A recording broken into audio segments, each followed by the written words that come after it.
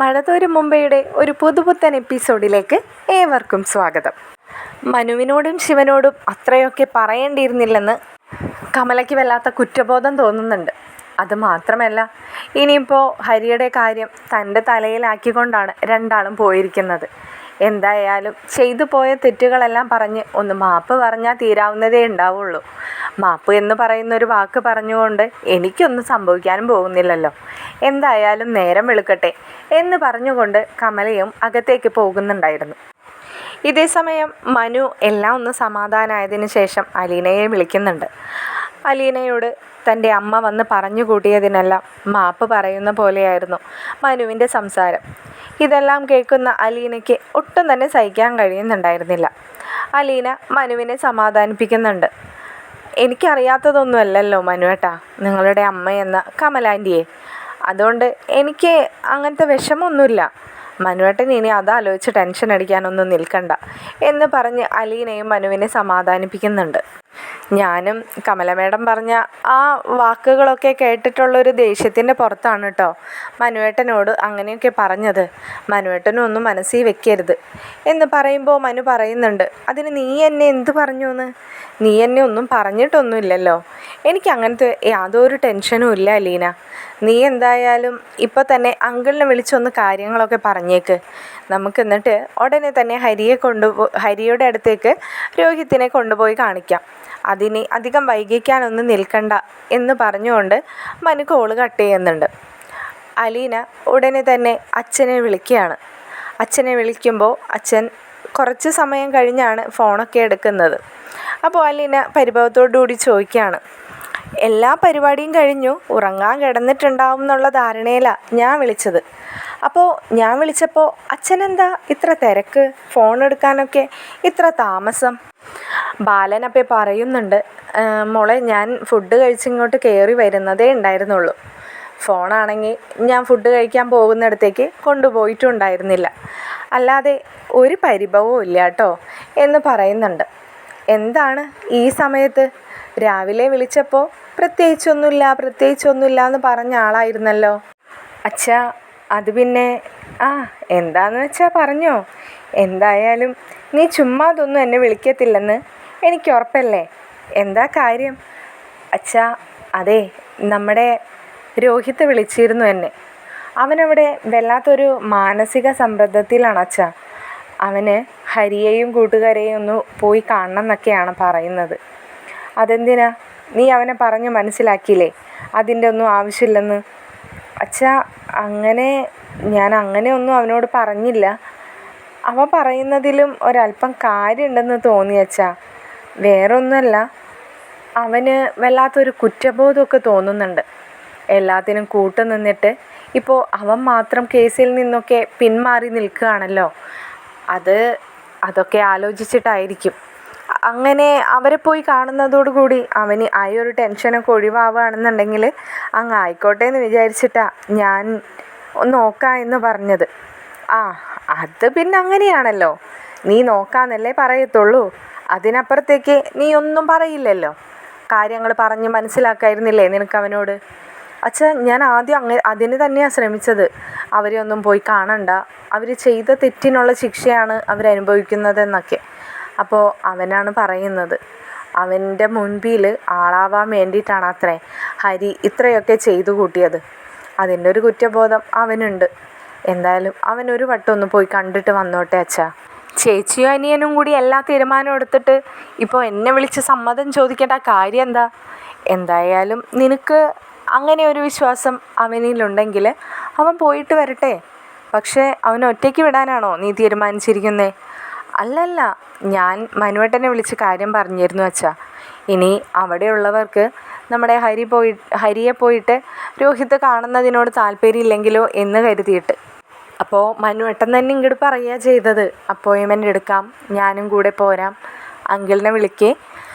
മനുവേട്ടൻ തന്നെ ഇങ്ങോട്ട് പറയുക അച്ഛാ ചെയ്തത്, മനുവേട്ടനും കൂടെ പോരാം, അച്ഛനെ വിളിച്ച് സമ്മതമൊക്കെ മേടിച്ച് വെക്കേ, മനുവേട്ടൻ അവരെ കാണാനുള്ള അപ്പോയിൻമെൻ്റൊക്കെ വക്കീലിനെ വിളിച്ച് റെഡിയാക്കാമെന്നൊക്കെ. അപ്പോൾ അച്ഛനും ഓക്കെ അല്ലേ? എനിക്ക് ഓക്കെയാണ് അലീന. പക്ഷേ രോഹിത്ത് എന്നാ ഇങ്ങോട്ട് വരുന്നത്? അവൻ നാളെ വരുന്നുണ്ട് അച്ഛാ. അത് ശരി, എന്നിട്ട് അവൻ എന്നോടൊന്നും പറഞ്ഞില്ലല്ലോ. അവന് നാളെ വന്നാൽ പെട്ടെന്ന് തന്നെ തിരിച്ചു പോകണം. അവനെന്തോ എക്സാം ഉണ്ടെന്നാണ് പറഞ്ഞത്. പിന്നെ അവൻ കഴിഞ്ഞ ദിവസം ശരണ്യയെ കാണാനായിട്ട് പോയിരുന്നു.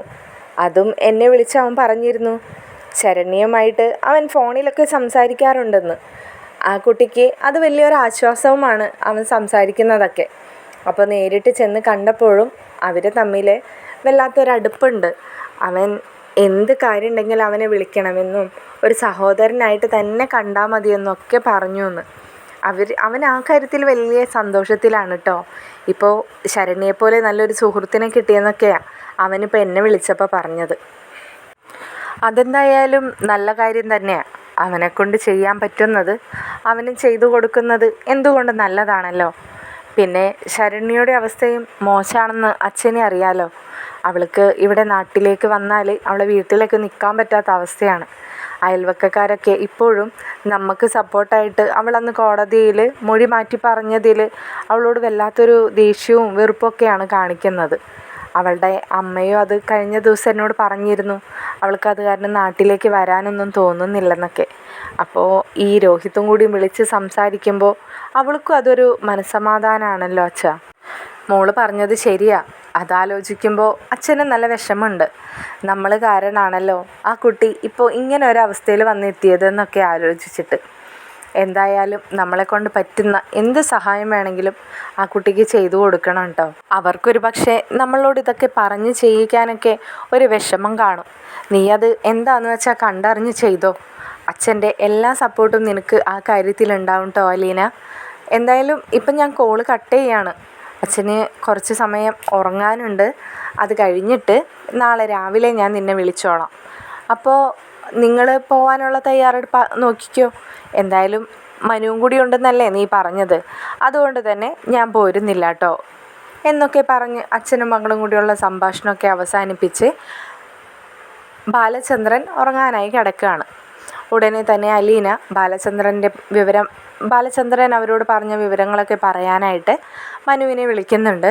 മനു അപ്പോൾ അലീനയോട് പറയുന്നുണ്ട്, അപ്പോൾ എന്തായാലും അവൻ നാളെ വരികയാണല്ലോ, അപ്പോൾ നമുക്ക് നാളെ തന്നെ പോയിട്ട് ഹരിയൊക്കെ കാണാം എന്ന് പറയുന്നുണ്ട്. അപ്പോൾ നാളെ എങ്ങനെയാ റെയിൽവേ സ്റ്റേഷനിലേക്ക് ആരാ പോണത് അവനെ പിക്ക് ചെയ്യാനായിട്ട്? അതെന്തായാലും ഞാനും അച്ഛനും കൂടിയാണ് മനുവേട്ട പോണത്. അവൻ വീട്ടിൽ വന്ന് ഫ്രഷപ്പ് ആയതിന് ശേഷം മനുവേട്ടൻ എന്നെ ഒന്ന് വിളിച്ചാൽ മതി, എപ്പോഴാണ് നമുക്ക് ഇവിടെ നിന്ന് ഇറങ്ങേണ്ടതെന്ന് അപ്പോൾ മനുവേട്ടൻ പറഞ്ഞാൽ മതി എന്നെല്ലാം പറഞ്ഞ് അവർ കോള് കട്ട് ചെയ്യാണ്. പിറ്റേ ദിവസം രാവിലെ അലീന ബാലചന്ദ്രനെ ചെന്ന് വിളിക്കുന്നുണ്ട്. ബാലചന്ദ്രൻ ഉടനെ തന്നെ എഴുന്നേറ്റ് വരികയാണ്. അപ്പോൾ കയ്യിലുണ്ടായിരുന്ന കോഫി അച്ഛനെ ഏൽപ്പിക്കുകയാണ് അലീന. അലീന അച്ഛനോട് പറയുന്നുണ്ട്, അച്ഛാ പെട്ടെന്ന് റെഡി ആയിക്കോളൂ കേട്ടോ. അവൻ 10 മണിയാകുമ്പോഴേക്കും റെയിൽവേ സ്റ്റേഷനിൽ വരും. അവനെ പിക്ക് ചെയ്യാനായിട്ട് നമ്മളുണ്ടാവുമെന്ന് ഞാൻ അവനോട് പറഞ്ഞിട്ടുണ്ടായിരുന്നു. ഇനി നമ്മളെ കാണാഞ്ഞിട്ട് അവന് വല്ല ടെൻഷനൊന്നും തോന്നണ്ട. അല്ലെങ്കിൽ മൊത്തത്തിൽ എന്ത് പറഞ്ഞാലും ഈഗോ അടിച്ച് നടക്കുന്ന ആളാണ്. അച്ഛന് അവൻ്റെ അവസ്ഥ കംപ്ലീറ്റ് അറിയാവുന്നതാണല്ലോ. ഒരു ഡിപ്രഷൻ സ്റ്റേജിൽ നിന്നാണ് അവനെ നമ്മൾ ഈ ഒരവസ്ഥയിലേക്ക് തിരിച്ചു കൊണ്ടുവന്നത്. അച്ഛനായിട്ട് ഒന്നും പറയരുത് കേട്ടോ എന്നൊക്കെ അലീന ഇങ്ങനെ കെഞ്ചി പറയുന്നത് കേൾക്കുമ്പോൾ ബാലചന്ദ്രന് ചിരിയാണ് വരുന്നത്. എടീ, ഞാനായിട്ടാണോ അപ്പോൾ ഈ കണ്ട പ്രശ്നങ്ങളൊക്കെ ഉണ്ടാക്കിയെന്ന് നീ ഈ പറയുന്നത്? ഞാനൊന്നിനുമില്ല മോളെ, ഞാൻ ആരോടും ഒന്നും പറയാനില്ല എന്നൊക്കെ പറഞ്ഞ് ബാലചന്ദ്രൻ അലീനയെ താഴേക്ക് പറഞ്ഞു വിടുന്നുണ്ട്. അച്ഛനും മകളും കൂടി കുളിച്ച് റെഡിയായി വന്നതിന് ശേഷം അച്ഛൻ അലീനയെ വിളിക്കുന്നുണ്ട്. അപ്പോൾ അലീനയും ബാലചന്ദ്രനും റെഡിയായി ഇറങ്ങുമ്പോൾ കൂടെ ബബിതയും കൃഷ്ണമോളും ഇറങ്ങുകയാണ്. അവരും പറയുന്നുണ്ട്, ഞങ്ങളെ കോളേജിലും സ്കൂളിലൊക്കെ ഇറക്കി തന്നിട്ട് അച്ഛനും ചേച്ചിയും കൂടിയും പോയിക്കോളൂ, ഞങ്ങൾ വൈകുന്നേരം വരുമ്പോൾ രോഹിയേട്ടൻ എന്തായാലും ഇവിടെ ഉണ്ടാവുമല്ലോ എന്നൊക്കെ പറയുകയാണ്. അങ്ങനെ അച്ഛനും മക്കളും കൂടി പുറത്തേക്ക് യാത്ര തിരിക്കുകയാണ്. പോകുന്ന വഴിയിൽ കൃഷ്ണമോളെയും ബബിതയെയും അവരുടെ കോളേജിലും സ്കൂളിലൊക്കെ ഇറക്കി കൊടുത്തതിന് ശേഷം ബാലചന്ദ്രനും അലീനയും റെയിൽവേ സ്റ്റേഷനിലേക്ക് എത്തുന്നുണ്ട്. അവർ കാത്തുനിന്ന് അധികം വൈകാതെ തന്നെ ട്രെയിനിൽ നിന്നും രോഹിത്ത് ഇറങ്ങി വരുന്നത് ബബിതയും ബാലചന്ദ്രനും കാണുന്നുണ്ട്. എന്നാൽ അടുത്ത കാഴ്ച കണ്ട് രണ്ടുപേരും പരസ്പരം അതിശയത്തോടു കൂടി നോക്കി നിൽക്കുകയാണ്. ഇതെന്താ ഇങ്ങനെ എന്നുള്ളൊരു ചിന്ത. എങ്കിലും രണ്ടുപേരും ചിരിച്ചുകൊണ്ട് അവരുടെ അടുത്തേക്ക് തന്നെ നടന്ന് ചെല്ലുകയാണ്.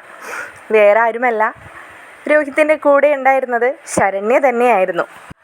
ശരണ്യയെ കണ്ടപാടെ അലീനയ്ക്ക് ആദ്യം തോന്നിയ ആ ഷോക്കിൽ നിന്നും അലീന ഓടിച്ചെന്ന് ശരണ്യയെ കെട്ടിപ്പിടിക്കുന്നുണ്ട്.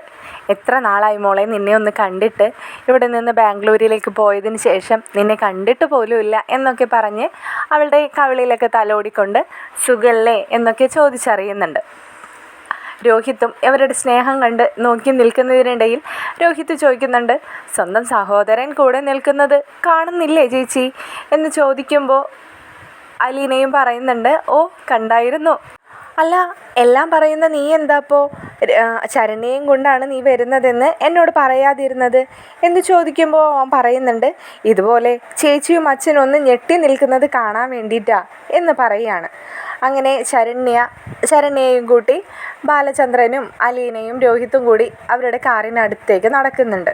അതിനിടയിൽ ബാലചന്ദ്രൻ ചോദിക്കുകയാണ്, മോള് വീട്ടിൽ പറഞ്ഞായിരുന്നോ എന്ന് ചോദിക്കുമ്പോൾ, പറഞ്ഞായിരുന്നു അങ്കിളെ, ഞാൻ വീട്ടിലേക്ക് അല്ല പോകുന്നത്. എനിക്ക് അവിടേക്ക് ഇപ്പോൾ പോവാനായിട്ട് വല്ലാത്തൊരു സാഹചര്യത്തിലാണ്.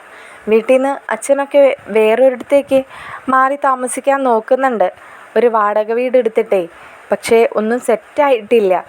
വാടകയുടെ പൈസയും അഡ്വാൻസ് കൊടുക്കേണ്ട പേയ്മെൻറ്റും കൂടിയൊക്കെ വരുമ്പോൾ വലിയൊരു എമൗണ്ടൊക്കെയാണ് ചോദിക്കുന്നതേ. അതുകൊണ്ട് കുറച്ച് ടൈം എടുക്കുന്ന അച്ഛൻ പറഞ്ഞത്. ഇപ്പോൾ രോഹിത്തേട്ടൻ വിളിച്ചപ്പോൾ അച്ഛനോട് ഞാൻ ചോദിച്ചു. അപ്പോൾ അലീനേച്ചിയുടെ അടുത്തേക്കാണ് പോകുന്നതെന്നറിഞ്ഞപ്പോൾ അച്ഛനും വലിയ കുഴപ്പമൊന്നും ഉണ്ടായിരുന്നില്ല. പിന്നെ ബാംഗ്ലൂരിൽ നിന്ന് ട്രെയിൻ കയറാൻ നേരത്ത് രോഹിത്തേട്ടനോടും അച്ഛൻ സംസാരിച്ചിരുന്നു. അപ്പോൾ വീട്ടിലേക്ക് പോകാം, കുഴപ്പമില്ലെന്നാണ് പറഞ്ഞത്. ഞാൻ ചേച്ചിയെ വിളിക്കണമെന്ന് വിചാരിച്ചിരുന്നതാണ്. അപ്പോൾ രോഹിത്തേട്ടൻ സമ്മതിച്ചില്ല. നമ്മൾ ചെല്ലുമ്പോൾ അവർക്കൊരു സർപ്രൈസ് ആയിക്കോളൂ എന്നൊക്കെ പറഞ്ഞിട്ട്. ചേച്ചി, ഞാൻ അവിടെ വരുന്നത് കൊണ്ട് എന്തെങ്കിലും ബുദ്ധിമുട്ടുണ്ടോ? അപ്പോൾ അതിന് മറുപടിയായി ബാലചന്ദ്രൻ തന്നെയാണ് പറഞ്ഞത്, നിന്നോട് രോഹിത്ത് പറഞ്ഞില്ലേ അവന് നീ സഹോദരിയാണെന്ന്. അപ്പോൾ പിന്നെ അവിടെ ആർക്കാ ബുദ്ധിമുട്ടുണ്ടാവുന്നത്? നീ ആ വീട്ടിലെ ഒരു അംഗം തന്നെയല്ലേ. അപ്പോൾ പിന്നെ നീ ആരെയാണ് ഈ പേടിക്കുന്നത്? അല്ല അങ്കിളെ, നമ്മളെല്ലാവരും ഓക്കെയാണ്. പക്ഷേ ഞാനിതുവരെയും രോഹിത്തേട്ടൻ്റെ അമ്മയെ കണ്ടിട്ട് പോലുമില്ല. അപ്പോൾ രോഹിത്തേട്ടൻ്റെ അമ്മയ്ക്ക് എന്നെ കാണുമ്പോൾ ഇനി എന്തെങ്കിലും ദേഷ്യം എന്തെങ്കിലും തോന്നുമോ അങ്കിളെ? അതെന്തിനാ മോളോട് ദേഷ്യം തോന്നുന്നേ? നീയല്ലല്ലോ അതിന് ഇതുവരെ തെറ്റ് ചെയ്തിട്ട് അവനെ കൊടുക്കാനൊന്നും നോക്കിയതൊന്നും അല്ലല്ലോ. നീ അവനെ രക്ഷപ്പെടുത്തല്ലേ ചെയ്തത്. അപ്പോൾ അങ്ങനെയൊന്നും ഉണ്ടാവില്ല. പേടിക്കാതെ നീ കാറിലേക്ക് കയറ്. നമുക്ക് പോകുന്ന വഴി എന്തെങ്കിലും ഭക്ഷണമൊക്കെ കഴിച്ചിട്ട് വേണ്ടേ പോകാൻ? രണ്ടാളും വിശന്ന് വലഞ്ഞല്ലേ വന്നത് എന്നൊക്കെ പറഞ്ഞ് രണ്ടുപേരെയും അവർ കാറിൽ കയറ്റി പോകുന്ന വഴിയിൽ രോഹിത്ത് അലീനയോട് ചോദിക്കുന്നുണ്ട്, ചേച്ചി ഞാൻ പറഞ്ഞ കാര്യം ചേച്ചി സെറ്റാക്കിയിട്ടുണ്ടോ? ഞാൻ സെറ്റാക്കിയിട്ടുണ്ടടാ, നീ പേടിക്കാതിരിക്കേ, നമുക്ക് റെഡിയാക്കിയെടുക്കാം. മനുവേട്ടനോട് കാര്യങ്ങളൊക്കെ ഞാൻ പറഞ്ഞിട്ടുണ്ട്. മനുവേട്ടൻ അപ്പോയിൻമെൻ്റ് എടുക്കട്ടെ എന്നും പറഞ്ഞിട്ടുണ്ട്. അലീനയും രോഹിത്തും ഇതെല്ലാം സംസാരിക്കുമ്പോൾ അവൾക്ക് ശരണ്യയ്ക്ക് അതൊന്നും കേൾക്കാൻ താല്പര്യമില്ലാത്ത പോലെ അവൾ പുറത്തേക്ക് നോക്കിയിരിക്കുന്നത് അലീന കാണുന്നുണ്ടായിരുന്നു. അലീന പതിയെ ശരണ്യയുടെ കയ്യിൽ പിടിച്ചിട്ട് പറയുന്നുണ്ട്, നിൻ്റെ മാനസികാവസ്ഥ എനിക്ക് മനസ്സിലാവും. പക്ഷേ നീ ഇനി അതൊന്നും വകവയ്ക്കേണ്ട മോളെ. അവരൊക്കെ എന്തെങ്കിലും കാട്ടിക്കോട്ടെ. നിനക്കിനി നല്ലത് മാത്രമേ നിൻ്റെ ജീവിതത്തിൽ സംഭവിക്കാൻ പോകുന്നുള്ളൂ. എല്ലാവരുടെ ജീവിതത്തിലും ഒരു പൊട്ട വശങ്ങളുണ്ടാവില്ലേ, അത് നിൻ്റെ ജീവിതത്തിൽ നിന്ന് കഴിഞ്ഞു പോയി എന്ന് തന്നെ നീ വിചാരിച്ചാൽ മതി. രോഹിത്തേട്ടനെ അവരെ പോയി കാണണമെന്നൊക്കെ പറഞ്ഞപ്പോൾ ഞാൻ പറഞ്ഞതാ ചേച്ചി, ഇനി അവരുമായിട്ടുള്ളൊരു കൂട്ട് വേണ്ട, അവരെ കാണാനൊന്നും പോണ്ടെന്ന്. പക്ഷേ രോഹിത്തേട്ടനെ ഒരു വാശി. അപ്പോൾ ഇത് കേട്ടിരിക്കുന്ന ബാലചന്ദ്രൻ പറയുന്നുണ്ട്, എനിക്കും താല്പര്യമൊന്നുമില്ല മോളെ. പിന്നെ അവൻ്റെ അമ്മാവൻ്റെ മോനാണ്, അതൊക്കെ ശരി തന്നെയാണ്. പക്ഷേ പണ്ടേ എനിക്കതിനോട് താല്പര്യം ഉണ്ടായിരുന്നില്ല, ഈ ഹരിയുടെ ഒപ്പമുള്ളൊരു കൂട്ടുകെട്ട്. എന്തിനേറെ പറയുന്നു, അലീന എത്ര കാലം കൊണ്ട് അവനെ മനസ്സിലാക്കിയിട്ടുണ്ടാവും. വന്ന് അധികം സമയം വൈകാതെ തന്നെ അലീന പറഞ്ഞതാണ് അവനോട്, ഈ ഹരിയുടെ കൂട്ടുകെട്ടിലേക്ക് ചെന്ന് ചാടിക്കൊടുക്കല്ലേ, അവൻ്റെ നടപടികളൊന്നും ശരിയല്ലെന്ന്. പിന്നെ ഇപ്പോൾ അലീനയും മനുവും കൂടിയൊക്കെ നിർബന്ധിച്ചത് കൊണ്ട് മാത്രമാണ് ഇപ്പോൾ തന്നെ അവനൊന്ന് പോയി കണ്ടോട്ടെ എന്ന് ഞാനും വിചാരിക്കുന്നത്. അപ്പോൾ രോഹിത്ത് പറയുന്നുണ്ട്, അച്ഛാ ഞാനിപ്പോൾ ഓക്കെയാണ്, എല്ലാ അർത്ഥത്തിലും ഞാൻ ഓക്കെയാണ്. ഇപ്പോൾ എനിക്ക് ഈ ശരണ്യയുടെ കൂടിയപ്പോൾ എനിക്ക് എന്തെന്നില്ലാത്തൊരു മനസ്സമാധാനമുണ്ട്. പക്ഷേ ഹരിയെക്കുറിച്ച് ആലോചിക്കുമ്പോൾ മാത്രം ഞാൻ വല്ലാതെ ഡൗണായി പോകുന്നു. അപ്പോൾ അതും കൂടി ഒന്ന് മാറ്റിയെടുക്കാൻ വേണ്ടിയിട്ടാണ് അച്ഛാ. എനിക്ക് എക്സാമൊക്കെ അല്ലേ വരുന്നത്, അതുകൊണ്ടാണ്. അച്ഛന് സമ്മതമില്ലാതെ ഇപ്പോൾ എനിക്ക് എന്തെങ്കിലും ചെയ്യാൻ ഇത്തിരി ബുദ്ധിമുട്ടുണ്ട്. അപ്പോൾ ചേച്ചിയാണ് എന്നോട് പറഞ്ഞത് അച്ഛന് വേറെ കുഴപ്പമൊന്നുമില്ല എന്ന്. അച്ഛൻ വേണ്ടാന്ന് പറയുകയാണെന്നുണ്ടെങ്കിൽ ഞാൻ പോകുന്നില്ല കേട്ടോ എന്ന് പറയുമ്പോൾ ബാലചന്ദ്രൻ തന്നെ പറയുന്നുണ്ട്, ഏയ് അതൊന്നും വേണ്ട, നീ പോവാതെ ഒന്നും ഇരിക്കണ്ട, എന്തായാലും നീ പൊയ്ക്കോ, പോയി കണ്ടുപോര്. പിന്നെ ഇതിനപ്പുറത്തേക്ക് ഇനിയൊരു കൂടിക്കാഴ്ച ഒരിക്കലും ഉണ്ടാവരുത് കേട്ടോ രോഹിത്തെ. രോഹിത്ത് അതിനോട് സമ്മതം മൂളാണ്. അവർ സംസാരിച്ചു കൊണ്ടിരിക്കുന്നതിനിടയിൽ തന്നെ മനു വിളിക്കുന്നുണ്ട്. അലീനയുടെ ഫോണിലേക്കാണ് മനുവിൻ്റെ കോള് വരുന്നത്. അപ്പോൾ അലീനയോട് മനു, എന്തായി, രോഹിത്തിനെ കിട്ടിയില്ലേ, നിങ്ങൾ അവനെ കൂട്ടിക്കൊണ്ട് വരുന്ന വഴിയല്ലേ എന്നൊക്കെ ചോദിക്കുമ്പോൾ അലീന പറയുന്നുണ്ട്, രോഹിത്തിനെ മാത്രമല്ല മനുവേട്ടാ, വേറൊരാളും കൂടി ഉണ്ടായിരുന്നു. അതെയോ, അതാരാ, അവൻ്റെ പുതിയ സുഹൃത്താ? ഏയ് അല്ലല്ല, അവൻ്റെ പുതിയ കൂട്ടുകാരനൊന്നുമല്ല, ഇതേ പുതിയൊരു കൂട്ടുകാരിയല്ല കേട്ടോ, അവൻ്റെ സഹോദരിയാണെന്നാണ് അവൻ പറയുന്നത്. ഉടനെ തന്നെ രോഹിത്ത് ഫോൺ കയ്യിൽ നിന്ന് തട്ടിപ്പറിച്ച് വാങ്ങിച്ചിട്ട് മനുവിനോട് സംസാരിക്കുന്നുണ്ട്. മനുവേട്ടാ, ഇതേ വേറെ ആരുമല്ല, ശരണ്യാണ്. ശരണ്യോ? അവളെ നിനക്ക് എവിടെ നിന്ന് കിട്ടി? ഞാനേ അവളായിട്ട് കുറച്ച് നാളായിട്ട് ഫോണിലൂടെ സംസാരിക്കാറൊക്കെ ഉണ്ട് മനുവേട്ടാ. ഉവ്, അതെന്നോട് അലീന പറഞ്ഞിരുന്നു. ഇപ്പോൾ നിങ്ങൾ രണ്ടാളും കൂടി ഒരുമിച്ച് പോരാൻ എന്താ കാരണം? ഞാൻ നാട്ടിലേക്ക് പോരുന്നു എന്ന് പറഞ്ഞ് ഇവളെ വിളിച്ചിട്ടുണ്ടായിരുന്നു. അപ്പോൾ ഇവളാ പറഞ്ഞത് ഇവൾക്ക് ഇങ്ങോട്ട് വരാൻ പറ്റുന്നില്ല, ഇവിടെ വന്ന് നിൽക്കാൻ പറ്റുന്നില്ല, വല്ലാത്ത ബുദ്ധിമുട്ട്. അവളെ നാട്ടുകാരൊക്കെ ഇപ്പോഴും അവളെ വല്ലാത്തൊരു, അത് വേറൊന്നും കൊണ്ടല്ല, എന്നെ രക്ഷപ്പെടുത്താൻ വേണ്ടിയിട്ട് അവൾ മൊഴി മാറ്റി പറഞ്ഞു എന്ന് പറഞ്ഞിട്ടേ. അപ്പോൾ അതുകൊണ്ട് അവൾക്ക് അങ്ങോട്ട് പോകാൻ കഴിയുന്നില്ല. എന്നാൽ അവൾക്കാണെങ്കിൽ നാട്ടിലേക്കൊന്ന് വരികയും വേണം. അപ്പോൾ ഞാനൊന്ന് നിർബന്ധിച്ച് വിളിച്ചപ്പോൾ അവളുടെ അലീനേച്ചിയുടെ വീട്ടിലേക്ക് വരാൻ അവൾക്ക് 100 വട്ടം സമ്മതം. അങ്ങനെ ഞാൻ കൂട്ടിക്കൊണ്ട് പോന്നതാ മനുവേട്ടാ. അത് ശരി. അങ്ങനെ ചുരുക്കി പറഞ്ഞാൽ ഞങ്ങളുടെ രോഹിത്ത് നല്ല കുട്ടിയായി മാറിയെന്നർത്ഥം അല്ലേ രോഹിത്തെ? കാര്യങ്ങളൊക്കെ ഇത്ര കാര്യബോധത്തോടു കൂടി ചിന്തിക്കാനും പ്രവർത്തിക്കാനുമുള്ള കഴിവൊക്കെ നിനക്ക് കിട്ടിയല്ലോ. നല്ലൊരു ചേട്ടൻ്റെ സ്ഥാനത്ത് നിന്ന് അവളുടെ കാര്യങ്ങളും കൂടിയൊക്കെ അങ്ങ് ചെയ്തു കൊടുത്തേക്ക്, നിനക്ക് നല്ലത് മാത്രമേ വരുള്ളൂടാ. മനുവിൻ്റെ ആ വാക്കുകൾ രോഹിത്തിന് എന്തെന്നില്ലാത്ത സന്തോഷം തോന്നി. രോഹിത്ത് ചിരിച്ചുകൊണ്ട് തന്നെ ഫോൺ അലീനയ്ക്ക് കൊടുക്കുകയാണ്. അലീന മനുവേട്ടനോട് പറയുന്നുണ്ട്, മനുവേട്ട, ഞങ്ങളിപ്പോൾ ഫുഡൊക്കെ കഴിച്ച് അങ്ങോട്ടുള്ള യാത്രയിലാണ്. ഞങ്ങൾ വീട്ടിലെത്തി, അധികം വൈകാതെ തന്നെ നമുക്ക് പോകാം. മനുവേട്ട ഞങ്ങളെ പിക്ക് ചെയ്യാനായിട്ട് വരില്ലേ എന്ന് ചോദിക്കുമ്പോൾ മനു പറയുന്നുണ്ട്, ഓവ്, നിങ്ങൾ രണ്ടാളും റെഡിയായി നിന്നാൽ മതി, ഞാൻ വന്ന് നിങ്ങളെ കൊണ്ടുപോയിക്കോളാം. ശരി മനുവേട്ട, ഞാനെന്നാൽ കോള് കട്ട് ചെയ്യാണ് കേട്ടോ എന്ന് പറഞ്ഞുകൊണ്ട് അലീന കോള് കട്ട് ചെയ്യുന്നുണ്ട്. പോകുന്ന യാത്രയിൽ അവർ പരസ്പരം സംസാരിച്ചു കൊണ്ടൊക്കെ തന്നെ പോവുകയാണ്. ഉടനെ തന്നെ അവരുടെ വീട്ടിലേക്ക് എത്തുന്നുണ്ട്. നെടുമ്പുരയ്ക്കൽ വീട്ടിലേക്ക് വന്ന് കയറുമ്പോൾ രോഹിത്തിനെ കാണാനായിട്ട് വൈജ പെട്ടെന്ന് തന്നെ സിറ്റ് ഔട്ടിലേക്ക് ഓടി വരുന്നുണ്ട്. കാറിൽ നിന്നും പുറത്തേക്ക് ഇറങ്ങുന്നത് രോഹിത്തും അലീനയുമായിരുന്നു. വൈജ ചിരിച്ചുകൊണ്ട് തന്നെ മോനെ കാണാനായി ഇങ്ങനെ സിറ്റ് ഔട്ടിൽ കാത്തു നിൽക്കുകയാണ്. എന്നാൽ വൈജയെ ഞെട്ടിച്ചുകൊണ്ട് തന്നെ കാറിൽ നിന്നും മറുവശത്തുകൂടെ ഇറങ്ങി വരുന്ന ശരണ്യയെ കണ്ടതും മുഖത്താകെ ആ നിറഞ്ഞു നിന്ന മുഖം മാറി ആകെ ഇരുളു പിടിച്ച പോലെയായി. വൈജയ്ക്ക് അങ്ങോട്ട് ദേഷ്യവും സങ്കടവും എല്ലാം കൂടി അങ്ങനെ അരിച്ചു കയറി വന്നു. വൈജ തൻ്റെ മകൻ്റെ അടുത്തേക്ക് ഓടി വരാനായി നിന്നിടത്ത് നിന്നും അനങ്ങ് പോലും ചെയ്യാതെ അവളെ തന്നെ ഇങ്ങനെ ക്രൂശിച്ച് നോക്കുന്നത് കണ്ട് രോഹിത്ത് അമ്മയുടെ അടുത്തേക്ക് നടന്ന് ചെല്ലാണ്. വൈജയുടെ ഭാവം കണ്ട് പാവം ശരണ്യയ്ക്കും വല്ലാത്ത ടെൻഷൻ തോന്നുന്നുണ്ട്. ശരണ്യയുടെ മുഖവും ആ സന്തോഷം പെട്ടെന്ന് മാഞ്ഞത് കണ്ട് മനസ്സിലാക്കിയ അലീന ശരണ്യയോട്, മോളെ പേടിക്കൊന്നും വേണ്ട കേട്ടോ, അമ്മ ഇടയ്ക്കൊക്കെ അങ്ങനെയാണ്, അമ്മയ്ക്ക് അങ്ങനെ പെട്ടെന്ന് എല്ലാവരും ഉൾക്കൊള്ളാനുള്ളൊരു കഴിവൊന്നുമില്ല, പെട്ടെന്ന് ഇങ്ങനെ ദേഷ്യം വരും, അതിൻ്റെയാണ്, നീ പേടിക്കണ്ട എന്ന് പറഞ്ഞുകൊണ്ട് ശരണ്യയുടെ തോളത്ത് കൈയിട്ടുകൊണ്ട് അവളുമായി അകത്തേക്ക് കയറാനൊരുങ്ങാണ്.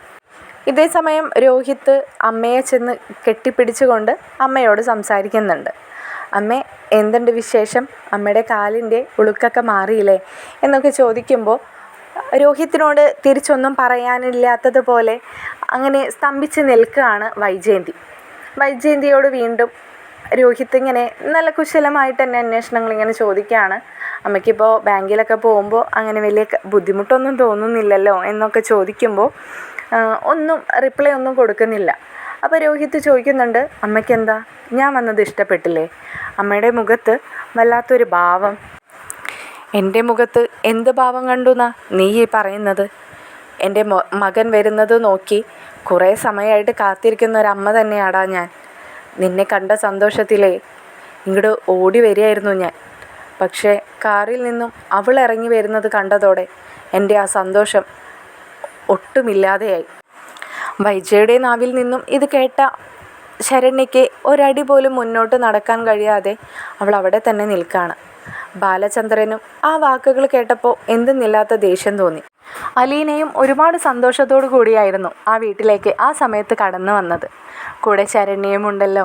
ശരണ്യയും എത്ര സന്തോഷത്തോടു കൂടിയായിരിക്കും അവൻ്റെ ഒപ്പം കടന്നു വന്നിട്ടുണ്ടാവുക എന്നെല്ലാം ആലോചിച്ചപ്പോൾ അലീനയ്ക്കും വല്ലാത്ത വിഷമം തന്നെ തോന്നുകയാണ്.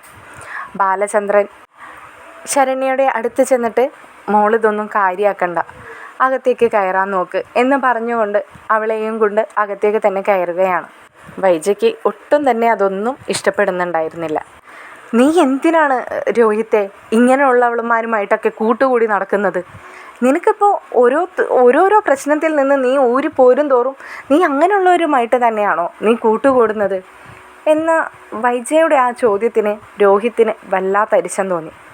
നിർത്തമ്മേ, അമ്മയ്ക്ക് എന്ത് യോഗ്യതയുണ്ട് ഈ വാക്ക് എന്നോട് പറയാനായിട്ട്? രോഹിത്തിൽ നിന്നും ഒട്ടും പ്രതീക്ഷിക്കാതെ തന്നെ വന്ന ആ മറുപടി കേട്ട് വൈജ ഒരു നിമിഷം പതറിപ്പോവുകയാണ്. തുടർന്നുള്ള എപ്പിസോഡുമായി ഉടൻ തന്നെ വരുന്നതായിരിക്കും. നിങ്ങൾക്ക് ചാനലും വീഡിയോസും ഇഷ്ടപ്പെടുന്നുണ്ടെങ്കിൽ ലൈക്ക് ചെയ്യാനും സബ്സ്ക്രൈബ് ചെയ്യാനും അഭിപ്രായങ്ങൾ കമൻറ്റിലൂടെ അറിയിക്കാനും മറക്കരുതേ. ശുഭരാത്രി.